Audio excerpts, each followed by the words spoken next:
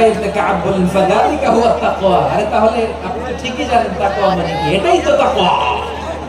ওই রাস্তা দিয়ে যেভাবে হেঁটেছেন পুরো দুনিয়ার জিন্দেগিটা এইভাবে সাবধানে চলার নামই হচ্ছে তাকওয়া। চিল্লায় বলো ঠিক কিনা? এই দুনিয়াতে পাপ পঙ্কিলতা থাকবে, শয়তানির হাতছানি থাকবে, অপরাধ প্রবণতা থাকবে, নফসের খায়েশ থাকবে, অন্যায়ের হাতছানি থাকবে। সব কিছুকে দলে মুচড়ে পেছনে ফেলে সাবধান হয়ে এই দুনিয়ার সিরাতুল মুস্তাকিমের পথে চলতে হবে। যে রাস্তা শুরু হয়েছে দুনিয়াতে, শেষ হয়ে গিয়েছে আল্লাহর জান্নাতের ভেতরে। চিল্লায় বলেন ঠিক কিনা? আমার প্রিয় চাঁপাইনবাবগঞ্জের ভাইয়েরা, এটার নামই তাকওয়া। উবাই ইবনে কাব বললেন, ও আমিরুল মুমিনিন, ওই কাঁটাযুক্ত গুলমলতার রাস্তার মধ্যে ঠিক যেমনি সাবধান হয়ে আপনি হেঁটেছেন, এই দুনিয়ার বুকে ওই সাবধান হয়ে চলার নাম হলো তাকওয়া। সুবহানাল্লাহ। তাহলে তাকওয়া কারে বলে?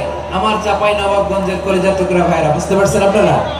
হ্যাঁ, তাকওয়ার শুধু দুইটা নমুনা আপনাদের সামনে পেশ করবো, আপনাদের ক্লিয়ার হয়ে যাবে। একটা নমুনা তো দিলাম, আরেকটা নমুনা